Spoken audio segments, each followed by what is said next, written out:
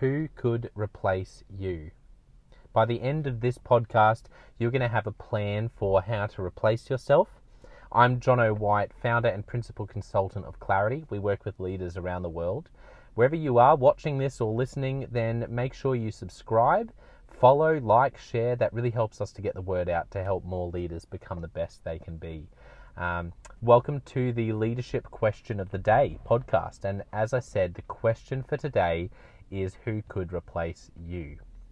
When I talk to leaders about the challenges in their world, one of the top 3 things that comes out from older leaders, it's a self-reflection. For younger leaders, they're looking up and seeing the people leading them, and they're asking this question about succession planning.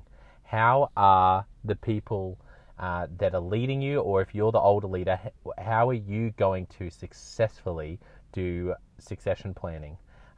Rather than potentially one day hitting a ceiling and realizing you've got no one ready to pass the baton. But there's a deeper level to this as well, and this is why I'm asking you this question, who could replace you? Great leaders are constantly replacing themselves. Let me say that again. Great leaders are constantly replacing themselves. Insecure leaders feel threatened about replacing themselves because they ask the question, well, what would I do if someone replaced me? But great leaders that I've seen, they're confident enough in the vision, in the mission, in their calling. They're confident enough in their identity that they go, you know what, I know that if I can replace myself, it's such an investment in the people around me and the people I'm leading that it will create more opportunities. And that, I really believe in that. I really believe that if you can replace yourself, everyone wins, and it helps your organization grow, helps your department grow. And if you're worried about that, then I would be asking, is this an area that is maybe an area of insecurity for you? And if there is some insecurity there, then how can you address that? But let's come back to the main question, who could replace you? The starting point to this is to look around you. Look around you in your organization. If you're the point person, you're the leader, then look around your leadership team. If you're leading in a department, leading an area, if you're leading a part of the organization, if you're leading a volunteer team, look around you. And the traits that I always like to start with is Patrick Lencioni's ideal team player traits. And he talks about humble, hungry, and people smart. And I've talked about this before. I love these traits. So who is there around you who's humble? Who is there around you who's really, not that they think less of themselves, but they think of themselves less?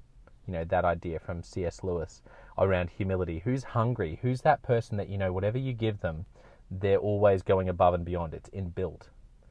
Who is people smart? That person that rarely accidentally offends a bunch of people. People who aren't people smart will constantly be putting their foot in it and not realizing. And as a leader, that's just really dangerous. It's not something that can't be worked on. It's something that a person can definitely grow in. But for you, if you're looking around saying who could replace you, think humble, hungry, people smart. Okay, so say you've got someone in mind. What do you do next? Because what are you going to do? Go and say to them, hey, do you want to replace me? No, that would be super weird, ineffective, just a terrible idea. The first point that I'd recommend, so if you've got someone in mind, or maybe there's a couple of people you're thinking, oh, gee, they're actually both pretty humble, hungry, and people smart people. The first thing to do is to have a conversation with them.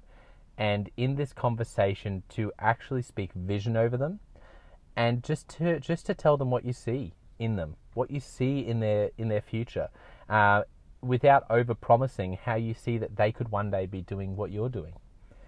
And I remember, finish that point. And then what I want you to do is you're going to speak vision over them. You're going to catch up for coffee with them.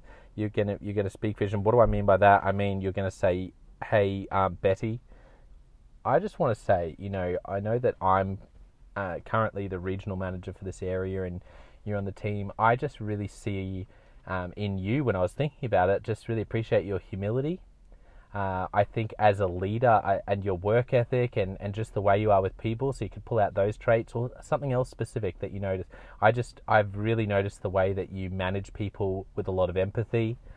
And you say, I just want to say, I think, down the track, I can definitely see you doing the sort of role that I'm doing. I see that in you and more. And you know what? If you're a futuristic person like I am, then maybe you actually tell them at this point what you see. You know, I could see you maybe even one day leading your own company or leading a bigger region, because I see that potential in you. You might think, oh, well, what difference does this make? But you would be amazed what difference this makes in people's lives. When someone hears this from you, it changes everything. And then what you want to do next, and this is a really important part of this whole step, who could replace you, is then you want to invite them just to watch what you're doing and to take notes, and you're just going to check in with them. So you can say, look, at this point, I know that's what I see in you. I don't want to overpromise anything, but what I'd love to invite you into, just as a starting point, is I want you to just watch how I lead the region.